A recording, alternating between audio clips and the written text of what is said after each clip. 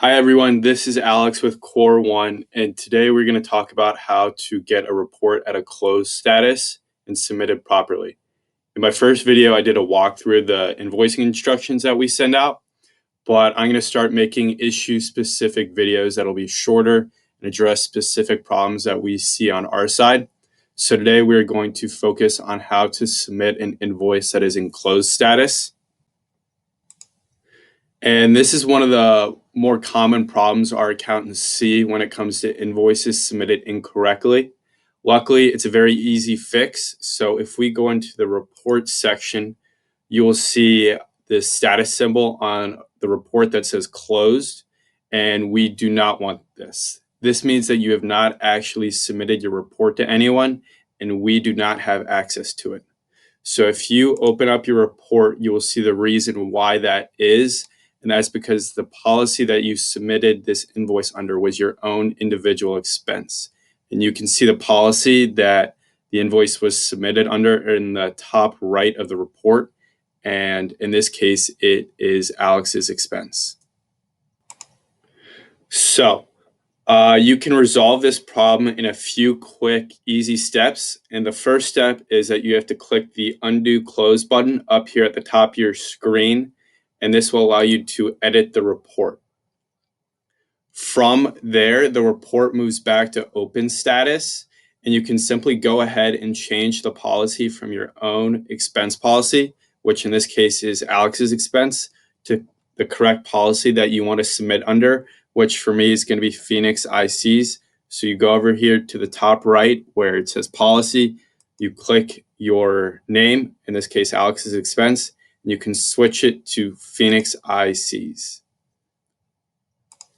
Now, when you do this, the categories in your expenses are going to change because the Core One categories with the different policies that we have, so Phoenix ICs, Raven, Eagle, are different than the preset options that come with your individual expense policy.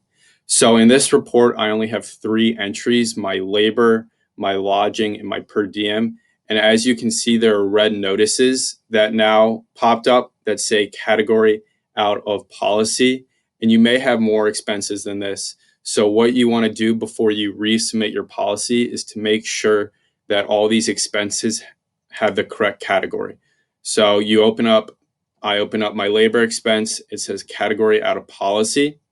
So now you'll have the correct options to select from. So I'm going to go ahead and click independent contractors, save.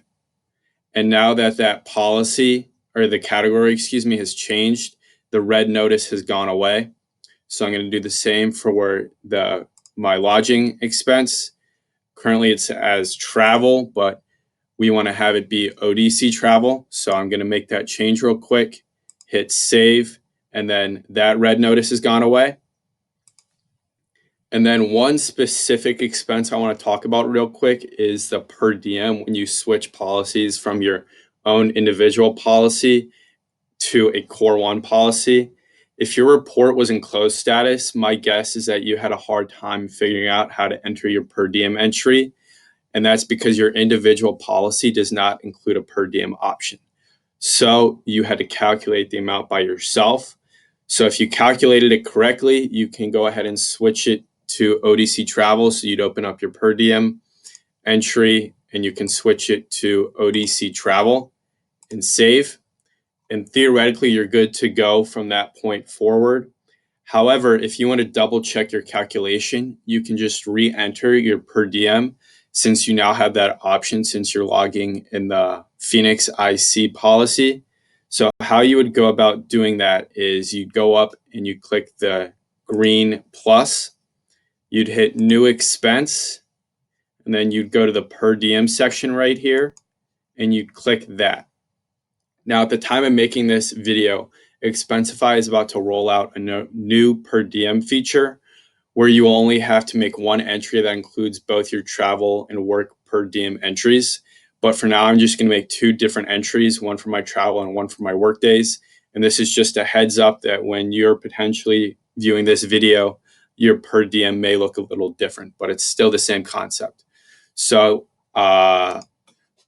I have 2 per diem days and 2 travel per diem days and 5 labor per diem days. So let's do travel first. I worked in Atlanta, Georgia.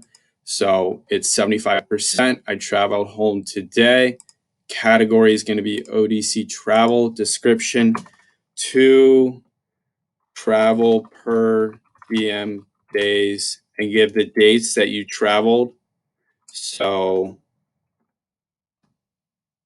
8th, and then the 3rd.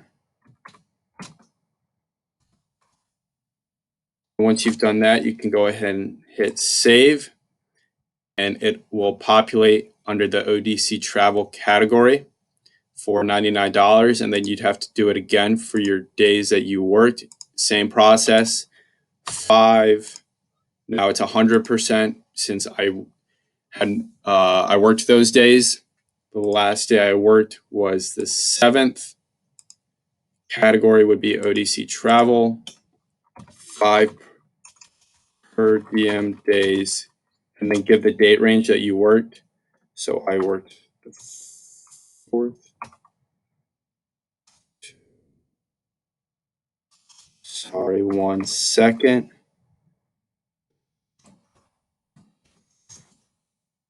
So go ahead and hit save.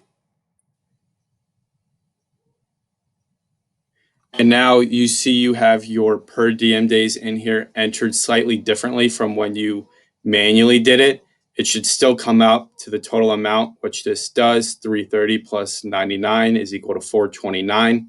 So I'm going to go ahead and delete my original per diem entry. So you just do that by that. And now everything should be under the proper categories now. You're logging under Phoenix ICs. And so after we've switched all these categories to the proper categories, you can go ahead and submit your report. And Heather Hoover's name should come up. She's one of our accountants. And her email wallet would be pre-populated. You don't have to do anything, and you can hit send. And now your report is processing instead of closed. So you have successfully submitted your report. And I want to thank you for watching how to get your report out of closed status. And I'm going to keep making these videos in hopes that they can help you out when you run into any invoicing questions so you can actually see how to resolve them. Thank you for your time, and I hope you